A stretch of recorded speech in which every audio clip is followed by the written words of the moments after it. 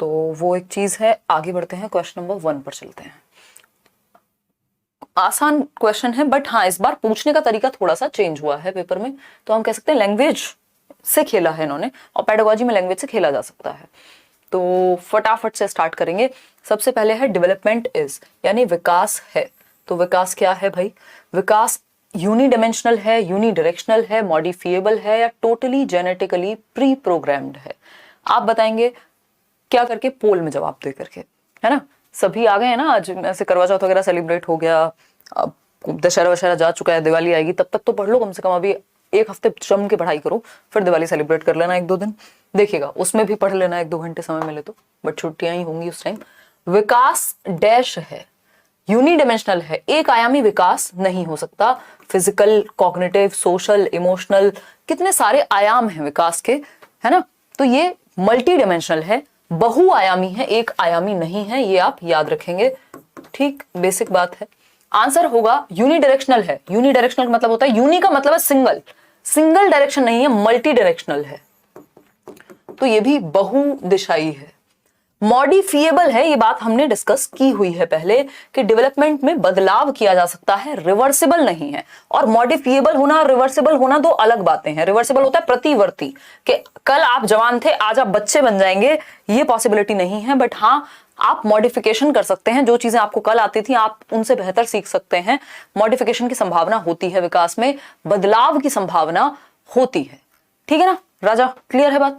Totally genetically programmed, सिर्फ jeans से programmed होगा नहीं हम भैया। डेवलपमेंट बराबर हेरिडिटी इनटू एनवायरमेंट, यानी विकास परिणाम है आनुवंशिकता और वातावरण के गुणनफल का, प्रोडक्ट का, मल्टीप्लिकेशन का नहीं। और कोई 50-50% का समीकरण नहीं होता इनका, इक्वेशन कोई 50-50% की नहीं है। किसी क्षेत्र में हेरिडिटी इंपॉर्टेंट होगी, किसी में एनवायरमेंट इंपॉर्टेंट होगा।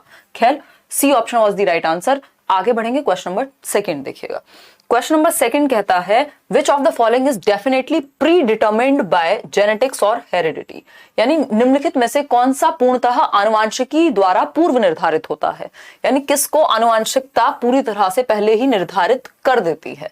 4 ऑप्शंस में से मित्रों का चयन, तो ये तो आप आनुवांशिकता थोड़ी, ये तो आपकी हरकतें डिसाइड करती हैं कि आप कैसे दोस्तों में आपका इंटरेस्ट कैसा है। ये हेरिडिटी थोड़ी ना डिसाइड करेगी, ये तो माहौल डिसाइड करेगा, ये तो एनवायरनमेंट डिसाइड करेगा, ये तो नर्चर, जिसको हम पोषण कह रहे हैं एनवायरनमेंट का दूसरा नाम, वो डिसाइड करेगा। आंखों का रंग, ये हेरिडिटी से निर्धारित होगा, ये आपके जेनेटिक्स से निर्धारित होगा, इसमें आपका कोई रोल नहीं है। आपको लेंस लगाना पड़ेगा, अगर आप कलर चेंज करना चाहते हैं, शादी में जाना चाहते हैं, इंप्रेस करना चाहते हैं किसी को, तो आप लेंसेज लगाएंगे कलर चेंज करने के लिए। स्वाभाविक रूप से कलर फिक्स्ड है, क्योंकि हेरिडिटी स्टैटिक होती है। हेरिडिटी यानी जो जेनेटिक्स है वो क्या है, स्टैटिक है, स्थिर है, इनमें परिवर्तन संभव नहीं है कि अपनी मर्जी से मन किया आज ये वाले बाल पसंद नहीं आ रहे, फिर तो आप मम्मी पापा भी चेंज कर देंगे कल, है ना। खैर देखिएगा, कलर ऑफ द आईज, तो ये जेनेटिक्स से हेरिडिटी से निर्धारित हो जाता है। जो कलर ऑफ योर हेयर या हेयर का टाइप, बॉडी स्ट्रक्चर, आपकी आंखों का रंग, इवन आपकी आवाज भी कुछ हद तक, तो ये सब चीजें क्या हैं, आपकी हाइट, बॉडी स्ट्रक्चर, ये सब प्रभावित होते हैं हेरिडिटी से ज्यादा। Academic success, choice of friends, तो ये सब एनवायरनमेंट से प्रभावित है। जैसा एनवायरनमेंट होगा वैसी चीजें होंगी। इंटरेस्ट इन स्टडीज, इसका भी एनवायरनमेंट में, इसमें भी एनवायरनमेंट का बहुत बड़ा रोल है कि आपको इंटरेस्ट क्रिएट, अगर आपको अच्छा टीचर मिल जाता है तो उस सब्जेक्ट में आपको मजा आने लगता है, जो सब्जेक्ट कल तक आपको समझ नहीं आता था। तो ये इंटरेस्ट जो है शिक्षा में, ये भी बहुत सारे फैक्टर्स पे निर्भर करता है। जबकि आंखों का रंग इनहेरिटेड है, विरासत में मिला है, इसमें आपका कोई योगदान नहीं है। क्वेश्चन नंबर 3 देखिएगा। Question number 3, dash refers to the learning that children undergo when they enter social institutions such as school. अभी 1-2 दिन पहले या लास्ट वीक ही हमने सोशलाइजेशन टॉपिक किया है। बताइएगा, सीखने की वह प्रक्रिया क्या कहलाती है जिसमें बच्चे स्कूल जैसी सामाजिक संस्थाओं में प्रवेश करके सीखते हैं। मतलब जब वो परिवार में जन्म लेकर के सीख रहे हैं, है ना, इन्फेंसी से अगर हम बात कर रहे हैं तो प्राइमरी सोशलाइजेशन है, लेकिन जैसे ही वो स्कूल जाना शुरू करेंगे तो सेकेंडरी सोशलाइजेशन शुरू हो जाएगा, दुनिया में निकलना शुरू करेंगे, जैसे ही बाकी संस्थाओं से जुड़ना शुरू करेंगे, तो इसको हम द्वितीयक सामाजिकरण कहते हैं। ये मैचुरेशन, पैसिव सोशलाइजेशन नहीं है, क्योंकि इसमें आप एक्टिवली इन्वॉल्व होते हो स्कूल में। ठीक है, एक बार को आप पब्लिक लाइब्रेरी में चुपचाप से साइड में बैठ करके पढ़ रहे हो, वहां पैसिव सोशलाइजेशन होगा। स्कूल में तो आप एक्टिव होते हो, एक्टिविटी करते हो, ठीक है ना। प्राइमरी सोशलाइजेशन फैमिली से होगा। तो सही उत्तर क्या है, डी ऑप्शन, गौड़ सामाजिकरण या द्वितीयक सामाजिकरण। क्वेश्चन नंबर 4 देखिएगा। आज स्पीड अच्छी रहेगी, इजी से क्वेश्चंस हैं, बच्चे क्वेश्चंस हैं, लड्डू क्वेश्चंस हैं अगर मैं कहूं। क्वेश्चन नंबर 4 देखिएगा, कोहलबर्ग की थियरी। इन कोहलबर्ग्स मॉरल डेवलपमेंट थियरी स्टेज 3, कितनी स्टेजेस हैं टोटल? 6। लेवल कितने हैं? 3। लेवल 2 स्टेज 3 कन्वेंशनल मॉरलिटी, पारंपरिक नैतिकता। नैतिकता क्या है? जो हमें सही और गलत के विषय में बताए, उसको हम नैतिकता कहते हैं।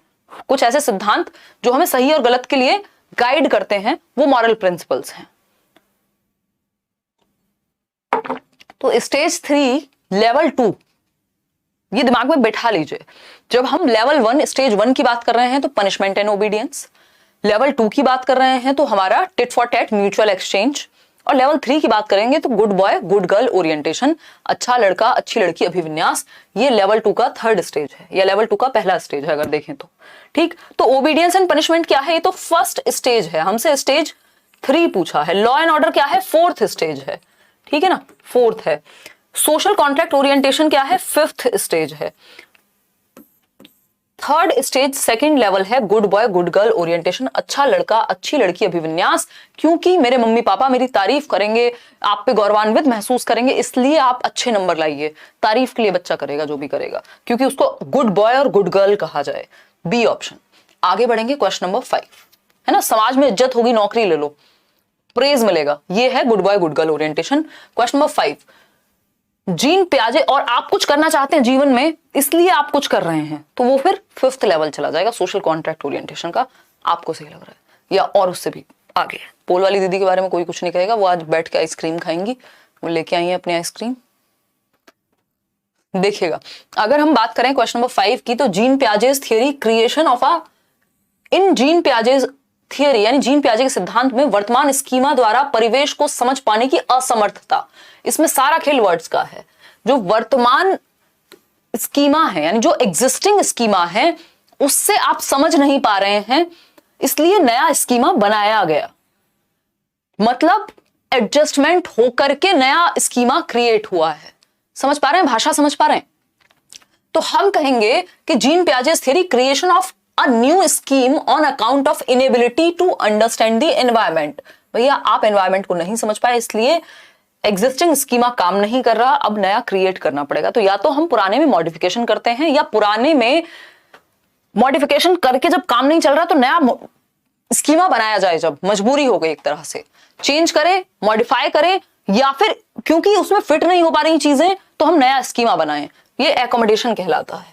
क्या है ये? समायोजन। अगर नॉर्मली लिखा हो कि आप एग्जिस्टिंग स्कीम में कुछ ऐड कर रहे हैं तो एसिमिलेशन है, जैसे ही असमर्थता की बात आ गई तो एकोमोडेट करेंगे आप। ठीक, एसिमिलेशन इज ऐड करना कुछ भी आपकी एग्जिस्टिंग नॉलेज में। स्कीमा क्या है? स्कीमा सिंपल, जो आपकी एग्जिस्टिंग नॉलेज है या प्रीवियस नॉलेज है, जो भी आपके दिमाग में स्टोर्ड इंफॉर्मेशन है, उसको स्कीमा कह रहे हैं हम।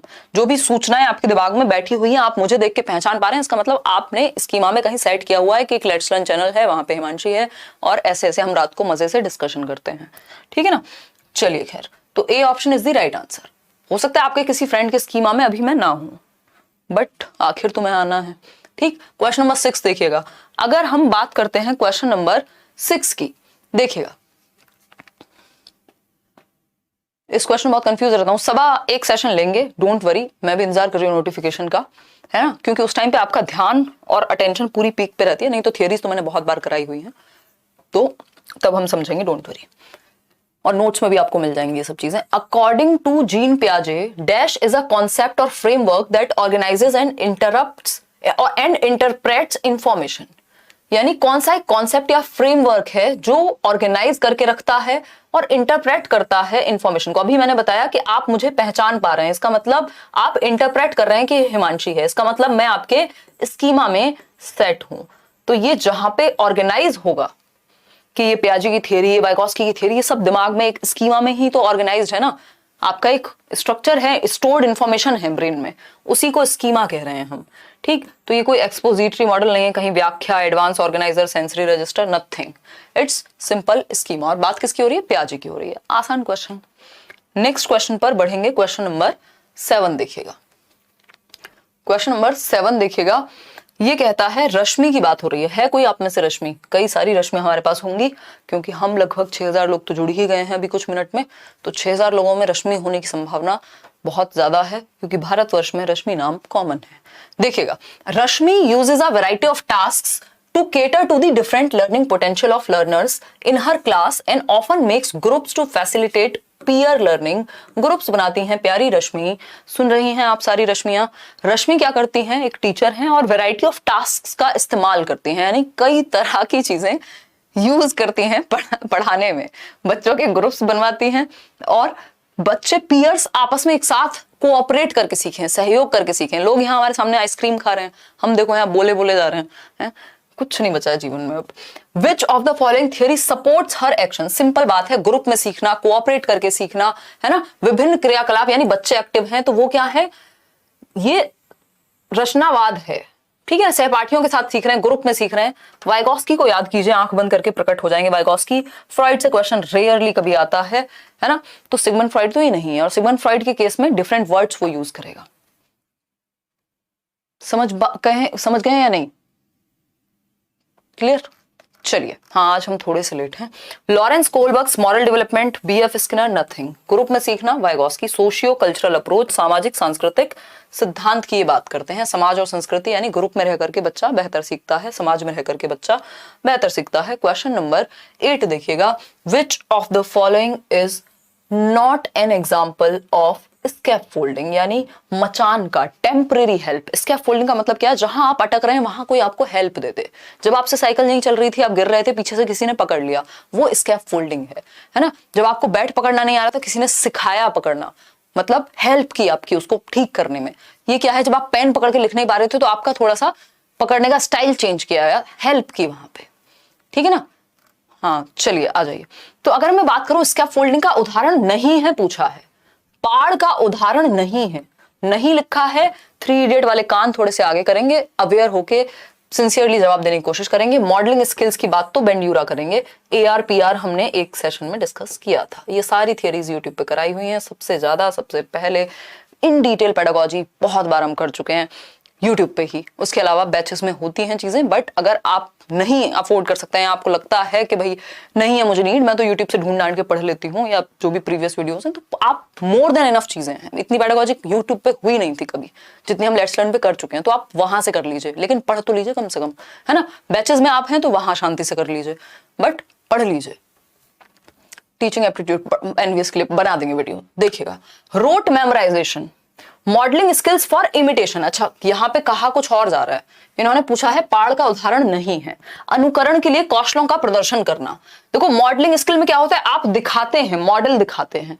मान लीजिए लिखते कैसे हैं, ये किसी ने करके दिखा दिया, तो ये तो फिर हेल्प हो गई। उस केस में ये बात चल जाएगी, है ना, उस केस में ये बात चल जाएगी। पहली नजर में मेरा ध्यान इस पे बेंड्यूरा को लेकर ही गया था, तो ये स्कैफोल्डिंग का उदाहरण है, ठीक है ना।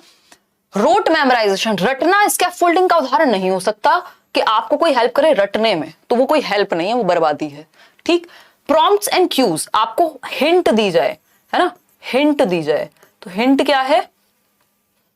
इशारा है, संकेत है, तो ये भी टेम्परेरी मदद है, स्कैफोल्डिंग। पीयर ट्यूटरिंग, आपको समझ नहीं आ रहा, आप किसी दोस्त के पास चले गए, भाई ये टॉपिक तू मुझे समझा दे, मैं तुझे समझा देती हूँ, क्योंकि पेपर से एक रात पहले बहुत अच्छा समझ में आता है, तो ये भी स्कैफोल्डिंग का ही उदाहरण है। तो ये भी स्कैफोल्डिंग का उदाहरण, ये भी और ये भी, लेकिन रटना जो है वो किसी स्कैफोल्डिंग के तहत नहीं आता। मीनिंगफुल लर्निंग की बात हो रही है, तो बी ऑप्शन सही है, क्योंकि वही गलत है, और जो गलत है वही सही है, क्योंकि पूछा ही गलत था, ये तो आपको पता ही है मेरा nature. Which of the following does not depict appropriate strategies for learning in a constructivist classroom, यानी निम्न में से कौन सी शिक्षा शास्त्रीय पद्धति एक संरचनावादी कक्षा के लिए उपयुक्त नहीं है। संरचनावादी लोग कौन है? प्याजे हैं, वाइगॉस्की हैं, ब्रूनर हैं, तो ये लोग क्या नहीं मानेंगे? संरचना का मतलब है जहां बच्चा एक्टिव हो, और इन्होंने पूछा है क्या नहीं है उपयुक्त, मतलब जहां पे बच्चा नहीं एक्टिव होगा वही उपयुक्त नहीं है, वही हमारा आंसर है।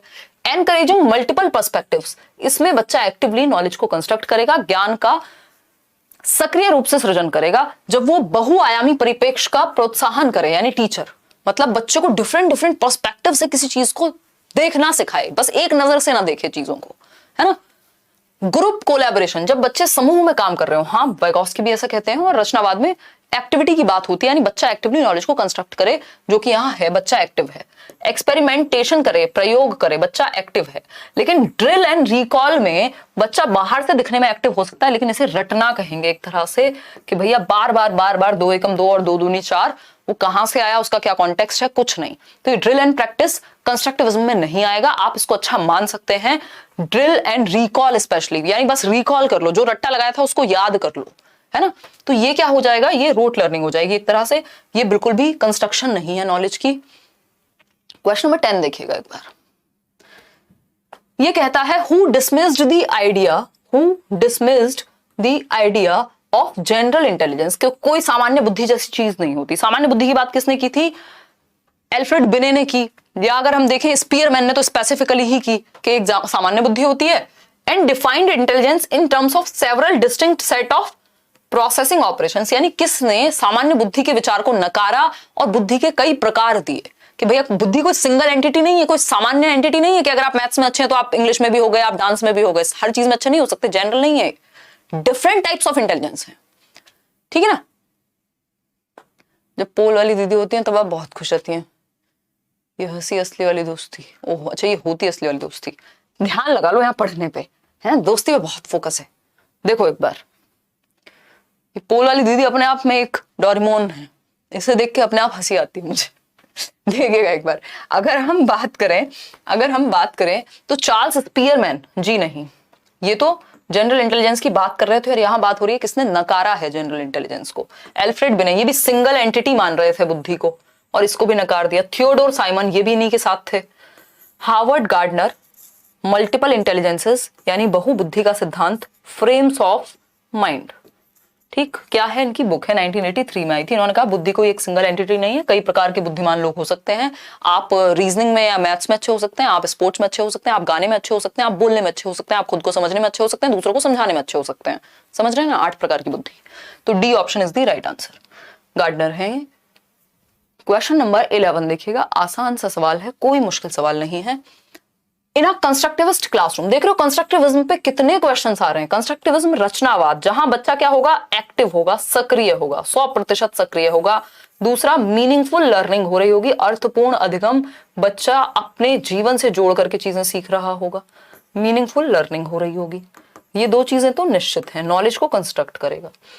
तो शुड बी एम्फेसिस किस बात पे दें ध्यान, एक संरचनावादी कक्षा में या रचनावादी कक्षा में। पहला ऑप्शन, लाइक शेयर करना भूल गए हो, आज बोलना भूल जाती हूँ तो आप करना भूल जाते हो, कमाल। पेपर में भी ऐसा ही करना। देखिएगा, अगर हम बात करें समेटिव असेसमेंट की, तो इसमें तो बच्चा एक्टिव नहीं होता, ये जजमेंट के लिए होता है। फॉर्मेटिव इज गुड, यहाँ पे एक्टिविटीज होंगी डिफरेंट तरह की। समेटिव में पेपर पेंसिल टेस्ट होगा, तो ये फॉर्मेटिव जो है संरचनात्मक मूल्यांकन, इसमें बच्चा एक्टिव होता है डिफरेंट तरीके से, कभी पोर्टफोलियो से, कभी किसी और एक्टिविटी के थ्रू आप बच्चे को जांच रहे हो, ठीक है ना, बच्चा एक्टिव है फॉर्मेटिव में। सिंगुलर असेसमेंट, स्टैंडर्डाइज्ड और यूनिफॉर्म तो बिल्कुल नहीं, फ्लेक्सिबल चाहिए हमें, एक तरीका नहीं चाहिए, मानकीकृत नहीं चाहिए, तो B option was the right answer. Question number 12 देखिएगा, किसकी बात हो रही है, वाइगॉस्की की। और वाइगॉस्की का एक प्यारा क्वेश्चन जो हमेशा आता है, प्राइवेट स्पीच, हमेशा समझते हैं, हमेशा विदाउट एक्सेप्शन, मतलब कोई एक्सेप्शन नहीं है, कोई ऐसा साल नहीं है जब नहीं पूछा हो वाइगॉस्की सीटेट में। रिसेंट ईयर्स की अगर हम बात करें तो वाइगॉस्की के सिद्धांत के अनुसार निजी वाक, जब बच्चा खुद से बात करे, निजी संवाद, है ना, निजी संवाद क्या हो सकता है, मैं बात करूं, अरे ये तो कितनी अच्छी है ये बुक, है ना, इसके पेज ऐसे, अच्छा इसकी बोट भी तो बना सकती हूं मैं, तो ये क्या हो गया, ये हो गया निजी संवाद मेरा, मैं खुद से बातें कर रही हूँ, ठीक है ना। कुछ और पकड़ती हूँ, ये मैं दिखा नहीं सकती, ठीक है। कुछ भी हो सकता है, मतलब आप मान लीजिए घर बना रहे हैं, है ना, आपको 4 सेल मिले और आप घर बना रहे हैं, अब आप खुद से बातें कर रहे हैं और 3 से 6 वर्ष के हैं आप, प्राइवेट स्पीच 3 से 6 वर्ष में होती है कि इसको इसके ऊपर रखूंगी, अरे ये तो गिर रहा है बार बार, है ना, खुद से बातें कर रहे हैं। ये खुद से बातें करना मतलब आप खुद को दिशा दे रहे हैं कि आपको कैसे कोई काम करना है, सेल्फ रेगुलेशन या डायरेक्शन कहते हैं वाइगॉस्की इसको। तो is indicative of children's egocentrism, ये पियाजे ने बात की है, बात किसकी हो रही है यहाँ, वाइगॉस्की की बात हो रही है, तो ये तो गलत हो गया।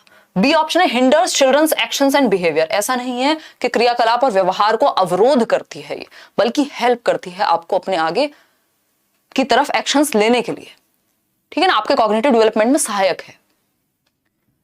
ठीक, आगे बढ़ते हैं। Helps children to regulate their behaviour while doing complex tasks, यानी जटिल कार्य करते समय बच्चों को अपनी थिंकिंग को, अपने बिहेवियर को रेगुलेट करने में, डायरेक्शन देने में, दिशा निर्देश देने में हेल्प करती है प्राइवेट स्पीच। आप देखते हैं ना, प्रॉब्लम में भी होते हैं या पेपर में भी होते हैं, तब भी आप खुद से बातें कर रहे हैं, अरे ये पढ़ा था, अच्छा ऐसे नहीं ऐसे था, खुद से बातें कर रहे हैं, डायरेक्ट कर रहे हैं अपने एक्शंस को।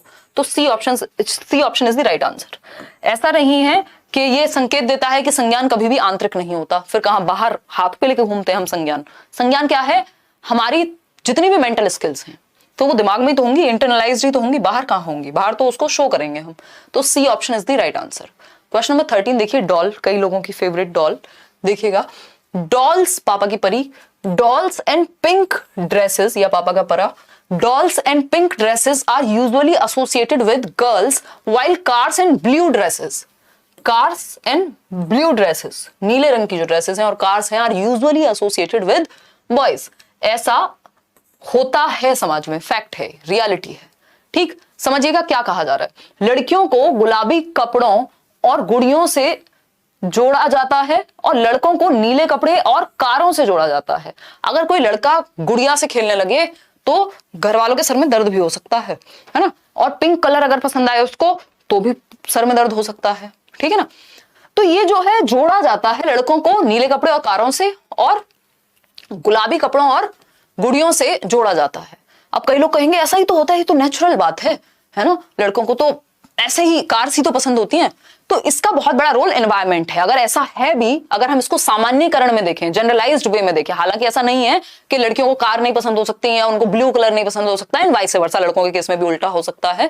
तो ये कोई फैक्ट नहीं है इसमें। फिर अगर आपको ऐसा लग रहा है, अपने आसपास एग्जांपल्स दिख रहे हैं कि अरे लड़के अच्छी गाड़ियां चला रहे हैं, उसका रीजन क्या है? एनवायरनमेंट, है ना। उसका मेजर रीजन एनवायरनमेंट। दूसरा, इंडिविजुअल डिफरेंसेस, सभी लोग एक जैसे नहीं होते, सारे लड़के अच्छी गाड़ी नहीं चलाते, नहीं तो एक्सीडेंट होते ही नहीं।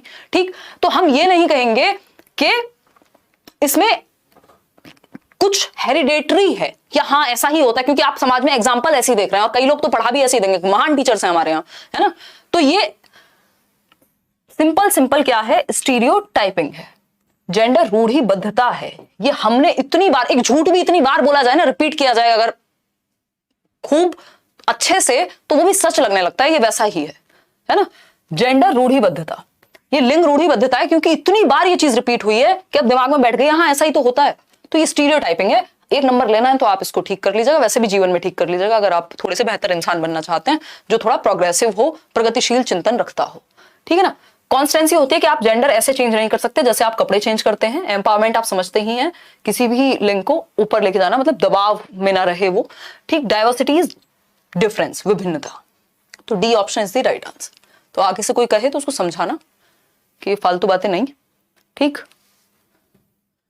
क्वेश्चन नंबर 14 देखिएगा। क्वेश्चन नंबर 14, उसके दो तीन बहुत सारे रीजन है। अगर आप बात करेंगे ना, जैसे कोई पिंक कलर पे बात कर रहा है या चलाने पे, ड्राइविंग पे बात करेगा, उसका एक रीजन कंडीशनिंग है, सोशल कंडीशनिंग जो समाज ने की है ना। एक रीजन उसका स्टीरियोटाइपिंग है। वो स्टीरियोटाइपिंग में तो फिर सब कुछ ही आ गया, चाहे वो कंडीशनिंग हुई, चाहे वो फिर हमारे प्रैक्टिस और एफर्ट और एक्सरसाइज और ट्रेनिंग कितनी हुई है किसी चीज को लेकर के, है ना।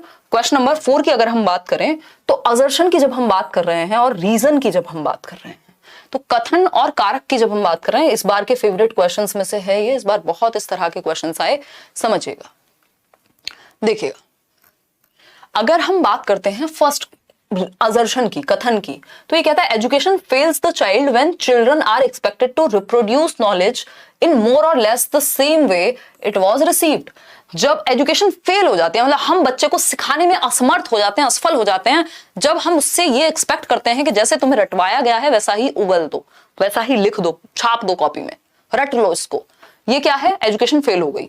बिल्कुल सच बात है भाई। वो अगर आपसे सेम क्वेश्चन भी किया जाए तब भी दो लोग उसका जवाब अलग अलग तरीके से दे सकते हैं, सिंपल बात है, ठीक है। अभिषेक लाइक शेयर करते रहो। अभिषेक, रीजन की अगर हम बात करें, reproduction of information is the meaningful indicator of children's learning. Next, इसका रीजन क्या दिया है कि जानकारी का पुनः उत्पादन बच्चों के सीखने का अर्थपूर्ण घोतक है या द्योतक है ना। तो द्योतक कैसे है भाई? ये एक लाइन में कहा है कि शिक्षा असफल हो जाती है जब बच्चों से यह अपेक्षा की जाती है कि वे प्राप्त ज्ञान को ज्यों का त्यों पुनः उत्पादित करें, यानी रटें। तो ये तो ट्रू है भाई, शिक्षा फेल हो गई अगर आप रटने की बात कर रहे हैं। बट इसका रीजन क्या दिया है?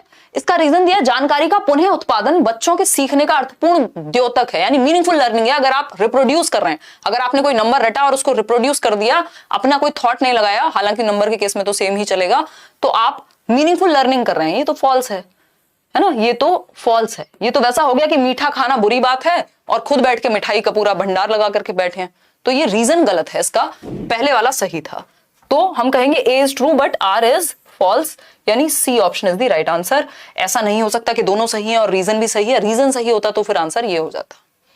समझ पा रहे हैं या नहीं बताइएगा, है? तो फिर हमारी मैम ने ऑडी क्यों खरीदी? अब देखो शैलजा दिल पे ले गई है। C option is the right answer, है ना। देखिएगा, अगर हम बात करें क्वेश्चन नंबर 15 की, क्वेश्चन नंबर 15 खरीदी भी और खरीदी का तो पता नहीं, बट हाँ 23-24 हजार चला दी एक साल में, इसका मतलब यूज की है ना, रखने के लिए नहीं खरीदी सिर्फ।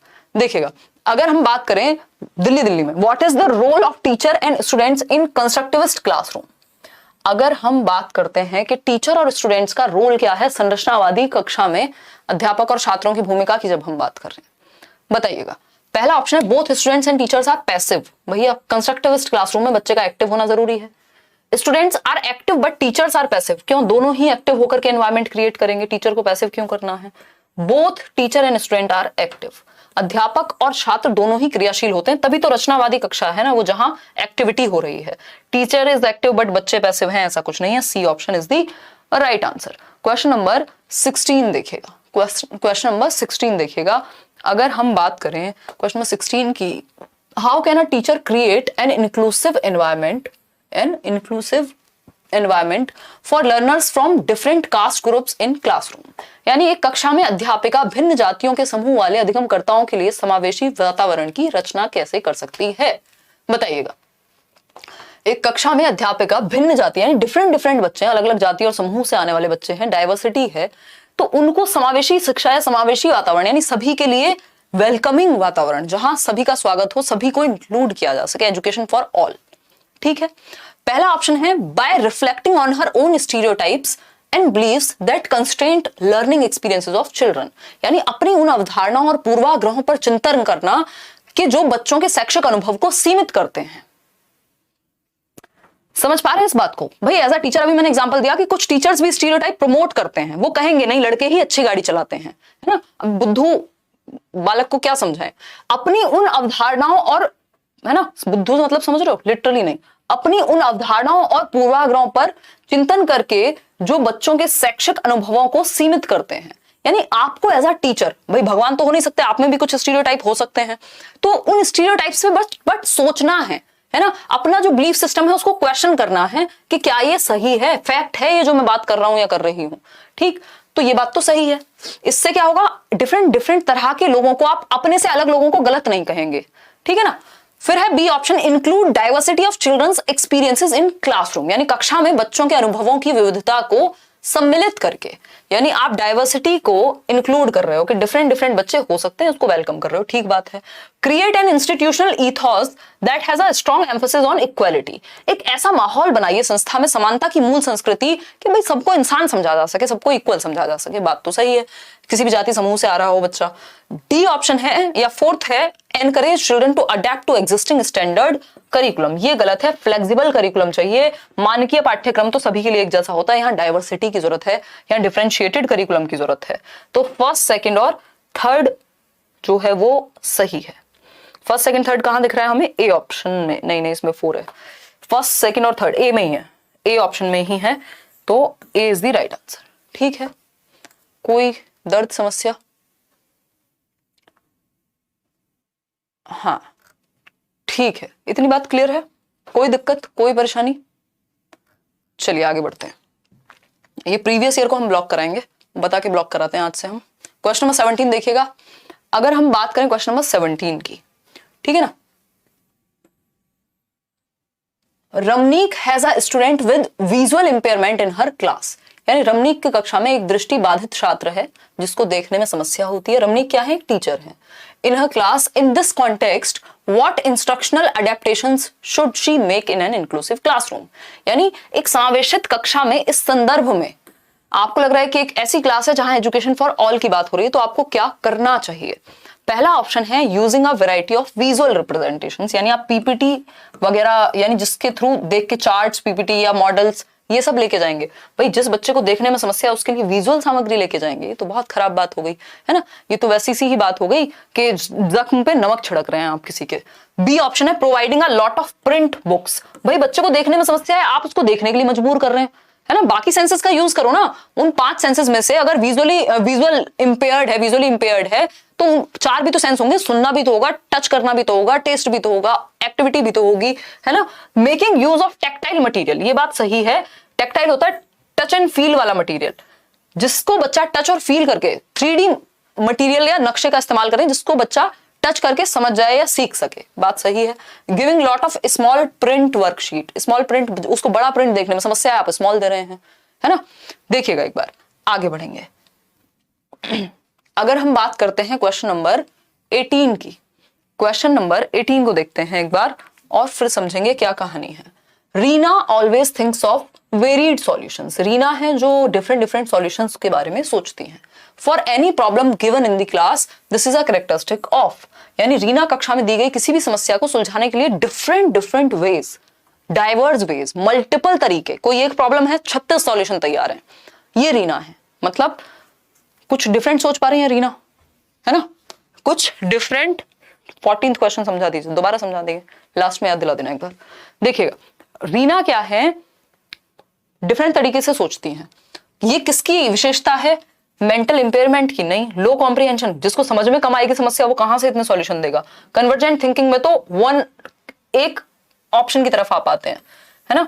तो ये डाइवर्जेंट थिंकिंग है, अपसारी चिंतन है, यानी बच्चा क्रिएटिविटी की तरफ बढ़ रहा है, कुछ डिफरेंट वेज में प्रॉब्लम को सॉल्व कर पाता है, मल्टीपल सॉल्यूशंस दे पाता है। क्रिएटिविटी के 4 एलिमेंट्स होते हैं, जो आपको याद नहीं है तो आप याद कर लीजिए, है ना। बहुत बार वैसे तो हम डिस्कस कर चुके हैं, ये तो आज की क्लास का काम हुआ। फ्लुएंसी, फ्लेक्सिबिलिटी, ओरिजिनलिटी और इलेबोरेशन, ये 4 एलिमेंट्स हैं क्रिएटिविटी के। इस पे एक वीडियो है यूट्यूब पे, आप पढ़ सकते हैं। क्वेश्चन नंबर 19 देखिएगा। राजू राइट्स 61 को 16, यानी राजू राइट्स 61 और 61 as 16 and often gets confused between the letters B and D. भाई बी और डी में तो बचपन में आप भी एक आध बार कंफ्यूज हो ही गए होंगे, खैर इसका मतलब ये नहीं आपको डिसलेक्सिया था। These are primary characteristics of, मैंने आंसर दे दिया है आपको, बताइएगा। एक बच्चा है, 16 का ऑप्शन ए क्लियर कर दीजिए, कर देंगे शुभम। अब हम 3 क्वेश्चन आगे आ चुके हैं, एक तो किसी को 16 समझना है और 14 लास्ट में समझ लेंगे ये दोनों क्वेश्चन हम। बहुत बढ़िया, पीके सीटेड क्लासेस कर रहे हैं, धन्यवाद पीके। देखिए अगर हम बात करते हैं किसकी, बी को डी पढ़ना, 61 को 16, मतलब रिवर्स की दिक्कत है ना, रिवर्स गियर की नहीं, लिखने की। पठन वैफल्य डिसलेक्सिया कहेंगे, तारे जमीन पर याद कीजिए। कोई लर्नेड हेल्पलेसनेस नहीं है। लर्नेड हेल्पलेसनेस होती है कि आप इतनी बार फेल हुए हैं कहीं या किसी क्षेत्र में कि अब आपके अंदर एक सीखी हुई शैक्षिक असहायता पैदा हो गई है कि भैया अब मेरे से पेपर ये क्लियर हो ही नहीं सकता, या अब तो प्यार करने का कोई फायदा नहीं है क्योंकि 3 बार दिल टूट चुका है ना। तो ये लर्नेड हेल्पलेसनेस होती है कि आपके एक्सपीरियंसेस इतने खराब रहे हो कि आपने ऐसा सोच लिया कि मेरे साथ अब ये सही हो ही नहीं सकता, जबकि अगर आप डिफरेंट अप्रोच अपनाएं तो हो जाएगा, है ना। डिस्ग्राफिया होता है राइटिंग से संबंधित। ऑटिज्म स्पेक्ट्रम है, जो बच्चा सोशली ज्यादा घुलता मिलता नहीं है और अपने में रहेगा, दूसरा वो रेपिटेटिव बिहेवियर करेगा, ठीक है। Dyslexia was the right answer. आगे बढ़ेंगे, क्वेश्चन नंबर 20 देखिएगा। Specially abled children in an inclusive classroom, यानी स्पेशली एबल्ड बच्चे इंक्लूसिव क्लासरूम में कैसे बेनिफिट उठा सकते हैं। एक समावेशी कक्षा में विशेष बच्चों को किस प्रकार सहायता मिल सकती है। सेटिंग ऑफ इंडिविजुअलाइज्ड गोल्स, यानी व्यक्ति लक्ष्यों का निर्धारण करके, यानी इंडिविजुअलाइज्ड गोल्स को सेट करके। आज मॉक टेस्ट में यही सेट था, बढ़िया है सना, फिर तो और भी सेट आपको मिल जाएंगे जल्दी ही मॉक टेस्ट में। व्यक्ति लक्ष्यों का निर्धारण करके, यानी व्यक्तिगत बच्चे के अनुसार, अगर 5 बच्चे हैं तो डिफरेंट उनकी एबिलिटी, उनके इंटरेस्ट, उनके एप्टीट्यूड के हिसाब से आपने उनके लिए अलग अलग लक्ष्य बना दिए कि बेटा तुमको इसमें बहुत अच्छा करना है, तुम इस क्षेत्र में स्पोर्ट्स में अच्छा कर सकते हो, डिफरेंट तरीके, ठीक, बात सही है। वो आज जहां पे जिस करंट पोजीशन में है उनको और आगे मोटिवेट करने के लिए सबके लिए अलग अलग लक्ष्य बनाए हैं, अच्छी बात है। कॉम्पिटिटिव ईथॉस, कॉम्पिटिटिव माहौल नहीं क्रिएट करना कि एक दूसरे से कॉम्पिटिशन करा दें आप। कोऑपरेटिव लर्निंग चाहिए, हमें सहयोग चाहिए। स्टैंडर्ड इंस्ट्रक्शन नहीं, फ्लेक्सिबल चाहिए या डिफरेंशिएटेड, डिफरेंट बच्चों के लिए डिफरेंट होनी चाहिए। स्टैंडर्ड तो सबके लिए सेम होता है, ठीक है ना, तो सेम से काम नहीं चलेगा क्योंकि बच्चे डिफरेंट हैं। तो फर्स्ट सही है और थर्ड सही है। फर्स्ट और थर्ड कहीं दिख रहे हैं यहाँ? हाँ, ये है ऑप्शन सी। ये हमारे टाइपिस्ट जी से गलती हो गई है, उधर हिंदी वाली साइड सही लिखा है इन्होंने। फर्स्ट और third, C option is the right answer. ठीक, आगे बढ़ेंगे। क्वेश्चन नंबर 21 देखिएगा। How are children understood in a constructivist frame, यानी एक संरचनावादी परिप्रेक्ष्य में बच्चों को किस प्रकार समझा जाता है। संरचनावादी यानी जहां बच्चा एक्टिव होगा, जहां बच्चे को क्या कह रहे हैं हम, एक्टिव बिल्डर ऑफ नॉलेज कह रहे हैं कि वो सक्रिय रूप से ज्ञान का निर्माण कर सकता है। पहला ऑप्शन है पैसिव बीइंग, जब पहली ही बात हो गई बच्चा एक्टिव है, पैसिव कहां से हो गया, हट गया ऑप्शन। फिर आता है मिनिएचर अडल्ट्स, यानी एक होते हैं अडल्ट्स और दूसरे होते हैं उन्हीं का छोटा रूप, जो बिल्कुल वैसे ही सोचते हैं वैसे ही बोलते हैं, है ना। तो ऐसा तो नहीं होता, बच्चा डिफरेंट है, कोई छोटा रूप नहीं है कि आपका छोटा वर्जन है कि जैसे पापा बिहेव करते हैं वैसे वो छोटे वाला भी बिहेव करेगा, है ना।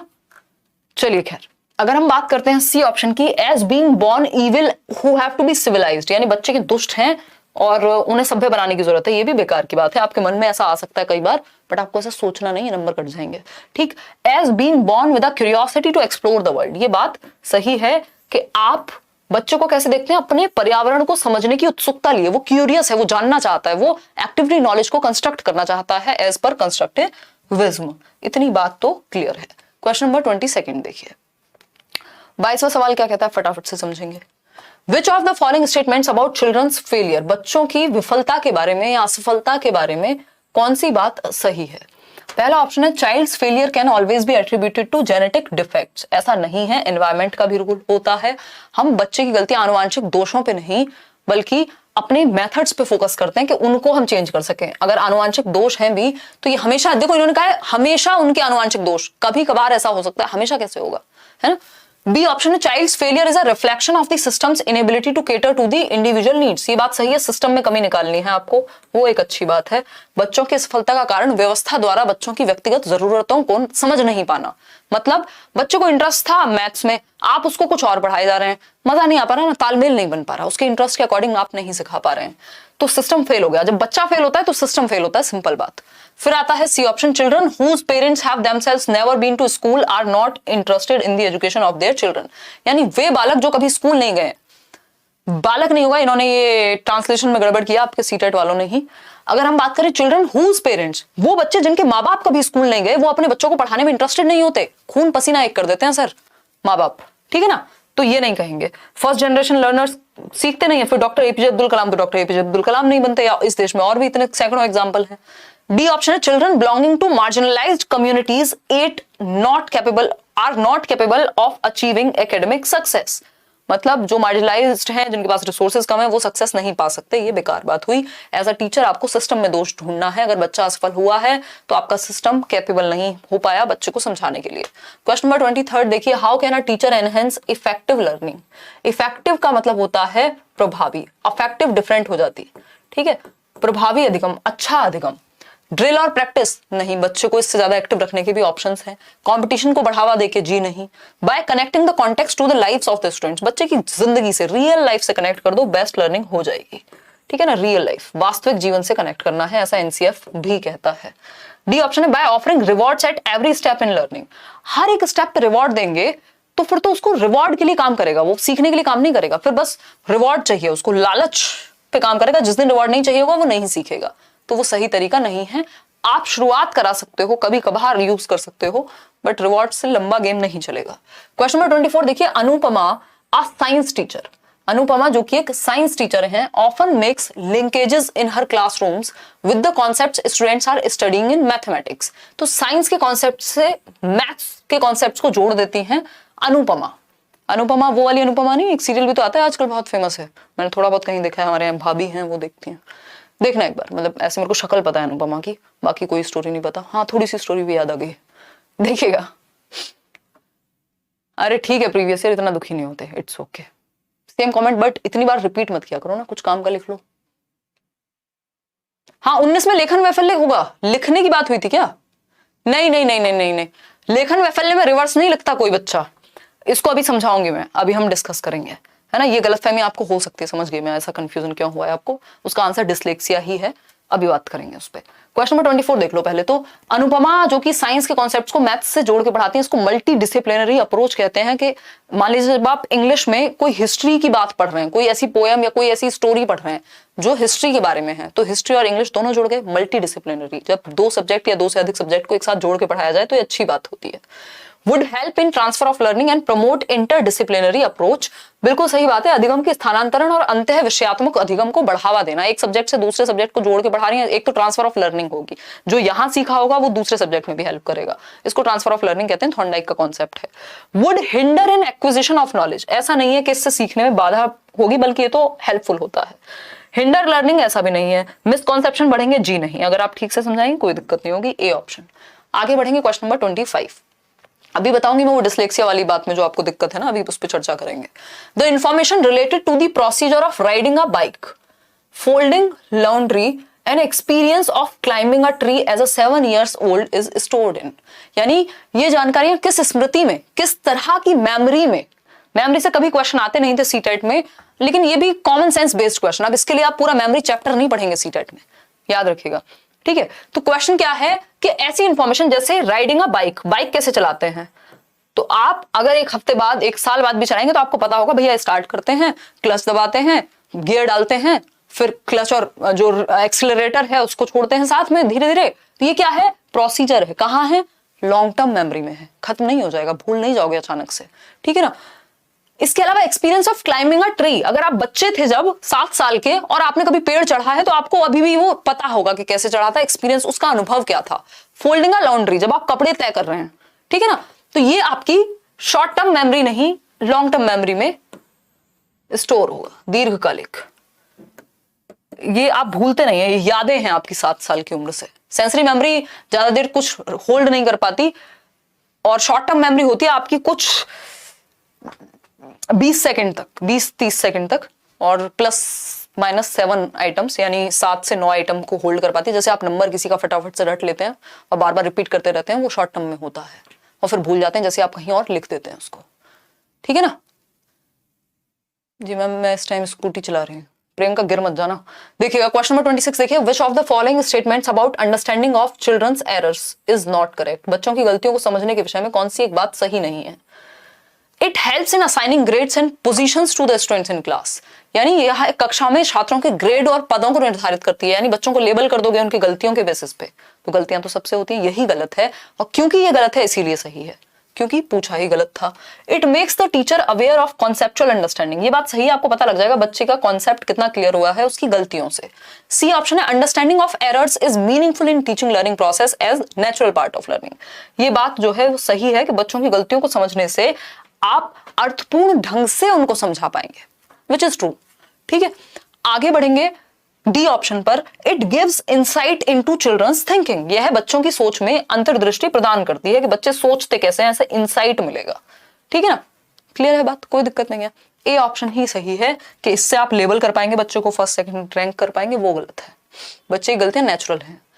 क्वेश्चन नंबर 27 देखिए, Which type of motivation is associated with activities that are enjoyable or satisfying in themselves? यानी किस प्रकार की प्रेरणा उन गतिविधियों से जुड़ी होती है जो अपने आप में आनंददायक व संतोषजनक है।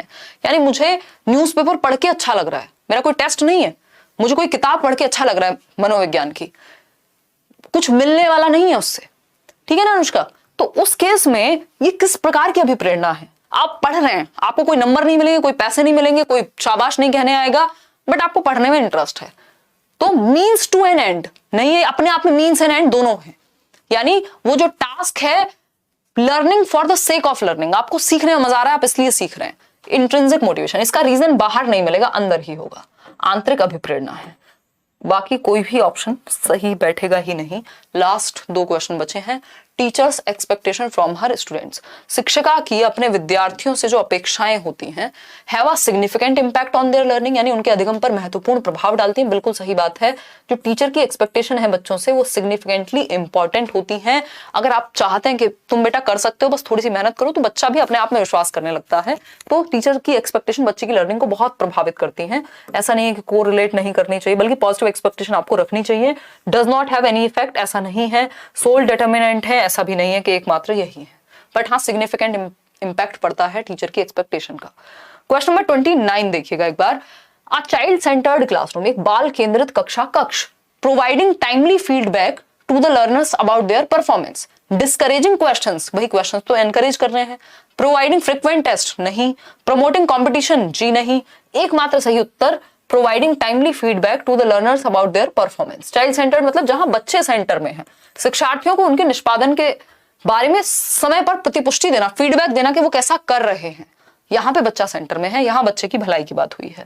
आज के लिए आखिरी सवाल, फिर आपके कुछ 2-3 डाउट हैं आज के सेशन में, वो मैं क्लियर कर दूंगी।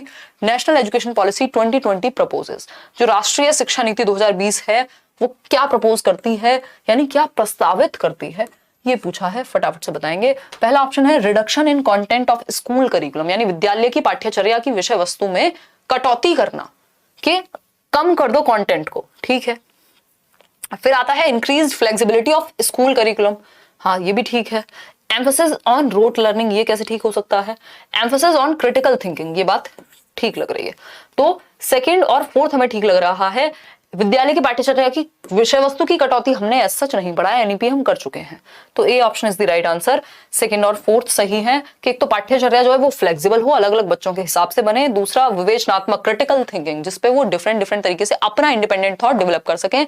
अगर आपको आज का सेशन पसंद आया होगा, कुछ सीखने को मिला है, तो आप लाइक शेयर करके कॉमेंट करके बता सकते हैं आउट ऑफ 30 क्वेश्चन कितने ठीक हुए। अब किसी को ना वो डिस्लेक्सिया वाले क्वेश्चन में डाउट था, वो समझ लेते हैं। देखो क्वेश्चन क्या कह रहा था कि बच्चा बी को डी लिखता है, 61 को 16 लिखता है। जब ये रिवर्स का केस आए ना, डिस्ग्राफिया, जितने भी लोग कह रहे हैं डिस्ग्राफिया वाले बच्चे की राइटिंग ना पढ़ नहीं पाओगे आप, वो एलिजिबल लिखता है ना, लेजिबल नहीं होती, वो पढ़ने योग्य नहीं होती राइटिंग, ठीक है ना। क्या लिखता है, एलिजिबल लिखता है, उसकी राइटिंग लेजिबल है, पढ़ने योग्य नहीं होती, ठीक। पहली तो बात हुई है। दूसरी, जब रिवर्स की बात होगी, मान लीजिए आप पढ़ते गलत हैं, अगर आपने बी को डी नहीं पढ़ा होता तो आप बी को डी लिख कैसे देते, इसका मतलब आपने पढ़ा गलत था फिर लिखा गलत है। भाई एलएसआरडब्ल्यू में जो सही सीक्वेंस है वो यही होता है, लिसनिंग, स्पीकिंग, रीडिंग और राइटिंग। तो पहले आपने पढ़ा गलत था तभी आपने सही लिखा, आपने पढ़ा ही नहीं होता आप कुछ लिख ही नहीं पाते, ठीक। अगर आपने 61 को 16 नहीं पढ़ा होता तो आप 16 को 61 नहीं लिख पाते। इसका मतलब पढ़ा गलत, जो बच्चा पढ़ेगा गलत, जिसने रीडिंग गलत की होगी या रिवर्स की होगी, जिसके ब्रेन में लेटर्स रिवर्स होकर के चलते हैं प्रोसेसिंग, वो लिखेगा भी गलत। तो ये डिस्लेक्सिया में ध्यान रखिएगा, दोनों चीजें आती हैं एट टाइम्स, कि अगर आपने पढ़ा गलत है तो रीड अगर गलत किया है तो फिर राइट भी आप गलत करेंगे। इसलिए इस केस में दोनों चीजें आ जाती हैं डिस्लेक्सिया में, अगर ऐसा केस बनता है तो। रिवर्स वाला केस कभी भी डिस्ग्राफिया में नहीं बनेगा, एंड डिस्ग्राफिया में आप राइटिंग पढ़ नहीं पाएंगे, लिखने में दिक्कत है और 70 तरह की समस्याएं होंगी, बट ऐसा नहीं होगा कि बी को डी डिस्ग्राफिया में आ जाएगा, ठीक है। समझ पा रहे हैं। अगर डिस्लेक्सिया होता ही नहीं तब एक बार को आप सोच भी सकते थे, तब भी ऐसा खैर होता नहीं है। रिवर्स ऑर्डर की बात जब होती है तो डिस्लेक्सिया में होती है, और जब आपकी रीडिंग खराब है तो आप लिखेंगे भी गलत। तो डिस्लेक्सिया में एट टाइम्स राइटिंग को भी शामिल कर लिया जाता है। ये एक स्पेसिफिक केस है, एक्सेप्शन है, मतलब एक्सेप्शन नहीं है, समझने वाली बात है। चलिए खैर आगे बढ़ते हैं। किसी को 14 क्वेश्चन में दिक्कत थी और किसी को